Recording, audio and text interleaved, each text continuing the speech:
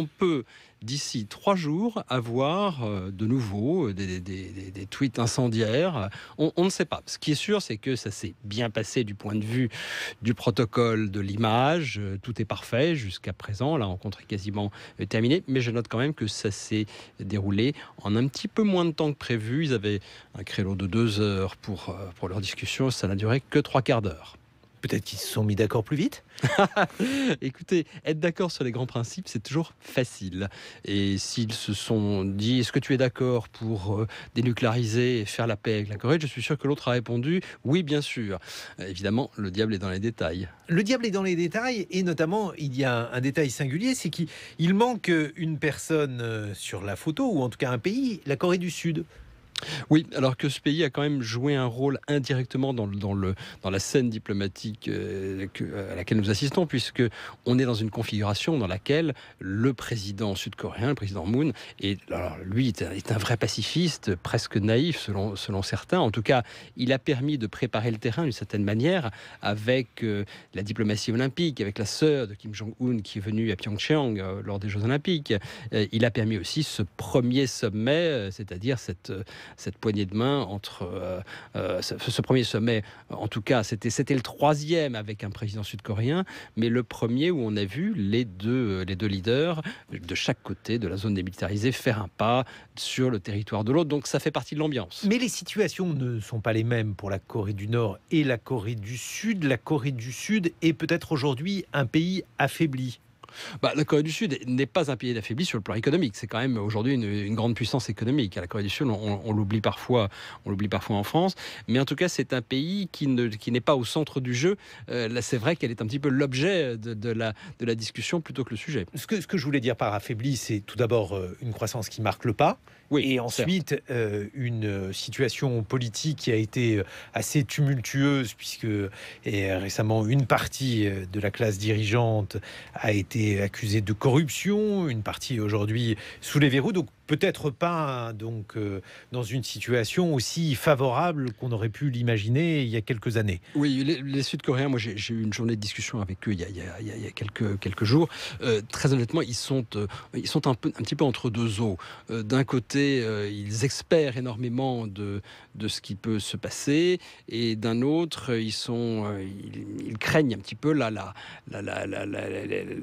réactions un petit peu intempestives et impulsives de Donald Trump. Donc ils sont un peu partagés. Ils ne sont pas en tout cas leaders aujourd'hui dans ce qui se passe à Singapour. Parce que vous diriez que la diplomatie nord-coréenne est aujourd'hui celle qui a tiré son épingle du jeu. La Corée du Nord est un petit pays ruiné qui réussit malgré tout à discuter d'égal à égal. C'est ce que l'on voit avec les États-Unis. C'est donc à cet égard une grande victoire. C'est une grande victoire, bien sûr. C'est le premier résultat, et le principal résultat d'ailleurs à mon sens de ce sommet.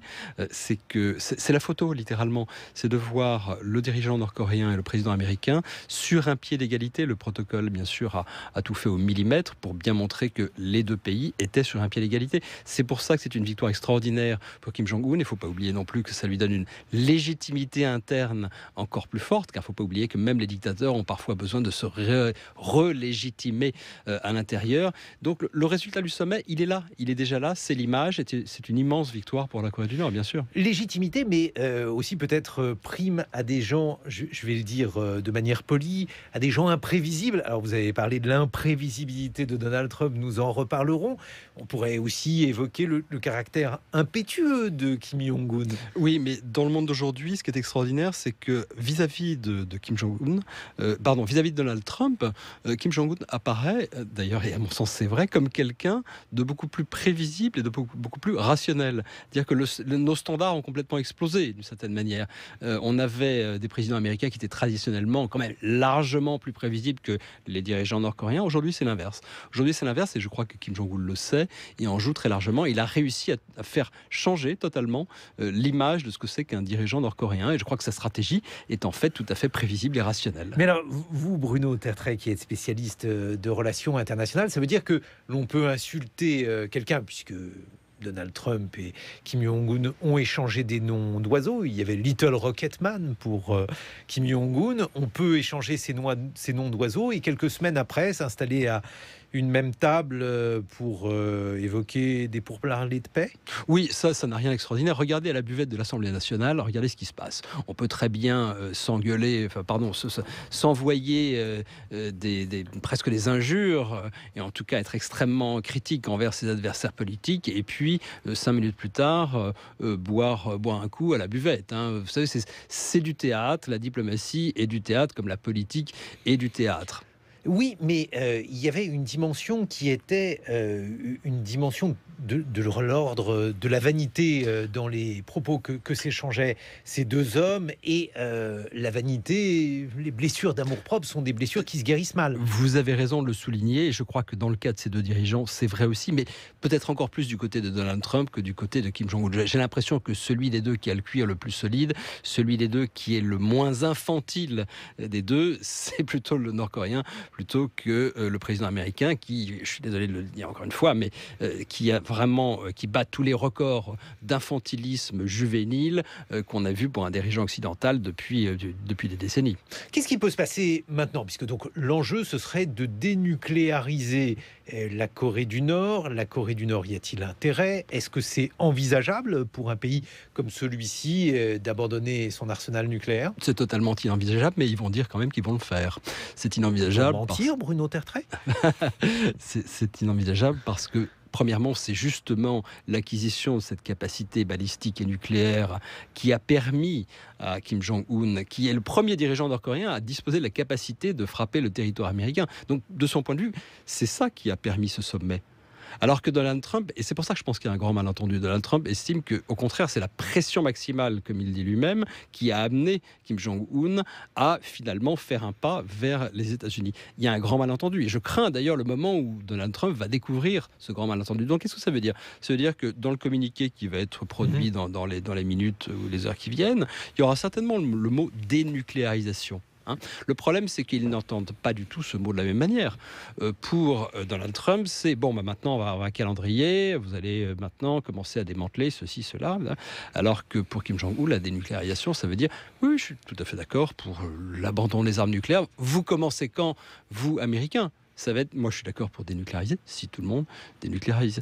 Et donc évidemment, il y aura ce terme dans le communiqué, mais je ne crois pas une seconde que Kim Jong-un ait envie, et même la possibilité de démanteler ces armes qui font partie intégrante de l'identité nationale, l'identité politique du pays, au point d'ailleurs d'avoir été inscrite dans la Constitution. Mais alors, ça veut dire que vos propos donc laissent augurer d'un avenir inquiétant. Est-ce qu'on peut imaginer, par exemple, dans quelques mois, dans quelques années, une sorte de situation entre les États-Unis et la Corée du Nord qui serait proche de celle que l'on observe entre les États-Unis et l'Iran aujourd'hui? Ah oui, tout à fait. Simplement, il y a une méconnaissance américano-nord-coréenne réciproque qui, là, alors je vais quand même dire quelque chose de positif ce matin. Il est toujours bon que les dirigeants se connaissent. Il est toujours bon que des animaux politiques comme Donald Trump et son homologue nord-coréen puissent se sentir, se renifler personnellement, parce que l'incompréhension mutuelle est toujours un facteur de tension, voire un déclencheur de crise et de conflit. Donc, on ne peut pas dire que ce sommet ne sert à rien pour la paix dans le monde. C'est toujours utile. Mais, encore une fois, on peut tout à fait se retrouver dans 3 mois, dans 6 mois, dans une situation totalement différente. Mais alors pourquoi faire la paix, ou pourquoi vouloir la faire, en tout cas avec la Corée du Nord, et préparer quelque chose qui ne ressemble pas encore à la guerre, mais qui est malgré tout une tension forte sur le plan diplomatique entre l'Amérique et l'Iran, Bruno Tertrais? Parce que du point de vue de Donald Trump, et ça je crois qu'on ne l'a pas assez dit, c'est exactement la même chose. Du point de vue de Donald Trump, c'est la pression maximale, encore une fois j'utilise ses propres termes, qui fonctionne avec la Corée du Nord, et c'est elle aussi qui va fonctionner avec l'Iran. Autrement dit, si dans un an, on disait à Donald Trump, vous avez la possibilité de rencontrer le guide suprême iranien, je pense qu'il dirait oui, figurez-vous, même si je ne crois pas que du côté iranien, ça serait possible. Mais c'est vrai que du côté américain, en tout cas du côté du président américain, parce que cette idée n'est pas partagée partout, c'est la même chose. On dit, bah voilà, je suis prêt à tout, je suis prêt à rencontrer tout le monde, du moment que c'est à mes termes, à mes conditions, et c'est là que je pense qu'il y a un malentendu entre les États-Unis Et oui, et la parce que Corée du Nord. vous ne croyez pas en la réussite de la stratégie de la pression maximale. Je ne pense pas que cela puisse fonctionner de cette manière avec un pays comme la Corée du Nord ou un pays comme l'Iran. Mais attention, je ne suis pas en train du tout de dire qu'il faut faire des grands sourires et simplement, avec des concessions vis-à-vis de l'adversaire, tout marchera bien. Non, pas du tout. Simplement, je crois il y a encore une fois une manière de voir les choses de la part de Donald Trump qui est totalement illusoire. Il n'empêche que les sanctions, par exemple, les sanctions, ça peut servir. On l'a vu avec l'Iran et on l'a vu aussi avec la Corée du Nord, parce que c'est vrai que c'est pas totalement négligeable aussi quant à la manière dont la Corée du Nord se voit sur la scène internationale et surtout réussit à maintenir, parce que les dirigeants veulent avant tout se maintenir au pouvoir, je ne vous l'apprends pas, Guy Bernard. Donc je crois que les sanctions aussi, ça fait partie du calcul nord-coréen, alléger les sanctions, bien sûr. Bruno Tertrais, il y a dans votre profession, spécialiste en relations internationales, et peut-être dans la mienne d'ailleurs, chez les journalistes, une propension à voir une fin du monde par semaine ou presque. Il y a eu la fin du monde avec l'Iran, il y a eu aussi, certains s'en souviennent, la fin du monde avec la Corée du Nord. Est-ce qu'on a tort? Est-ce que finalement les relations internationales sont plus résilientes qu'on le dit? Je crois qu'on a parfois tendance, effectivement, dans votre milieu comme dans le mien, à exagérer un petit peu les risques de guerre, les risques de conflit. Mais c'est vrai aussi que l'actualité nous donne tellement de sujets d'inquiétude réels que c'est vrai que c'est parfois tentant. Et puis c'est aussi notre métier, et j'imagine le vôtre aussi, de dire attention, il y a des risques que vous ne voyez peut-être pas, mais qui sont tout de même sérieux. Par exemple, entre la Chine et les États-Unis, c'est vrai qu'on n'en parle pas beaucoup, mais la question de Taïwan, qui est une question centrale dans les relations entre les deux pays depuis 1949, et à mon avis le seul vrai motif de guerre possible entre les pourquoi? États-Unis et la Chine. Expliquez-nous. Parce que c'est au cœur de l'identité politique chinoise, ce grand rêve de réunification finale entre Taipei et Pékin, et c'est aussi ça qui a amené déjà dans les années 50 Washington et Pékin presque à se faire la guerre nucléaire. Donc on n'en parle pas beaucoup, et pourtant c'est une question montante. Il y a des petits signes qui montrent que c'est vrai que c'est une question qui est en train de devenir de plus en plus prégnante dans les rapports entre les deux pays. C'est-à-dire que la Chine essaye de reprendre la main sur Taïwan, qui a malgré tout un statut extrêmement particulier. Oui, effectivement, c'est un pays avec lequel très peu d'États ont des relations diplomatiques, mais dans les faits, c'est un État quasi indépendant dans son mode de fonctionnement. Simplement, il n'est pas reconnu comme tel par la majorité des États du monde.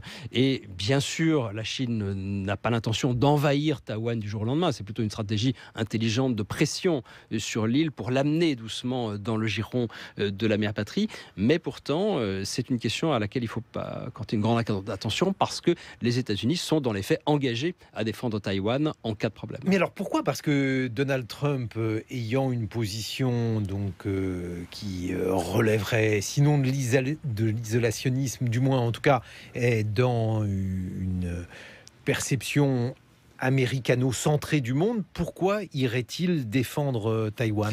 C'est évidemment, vous venez de prononcer le mot qui fâche, c'est-à-dire Trump.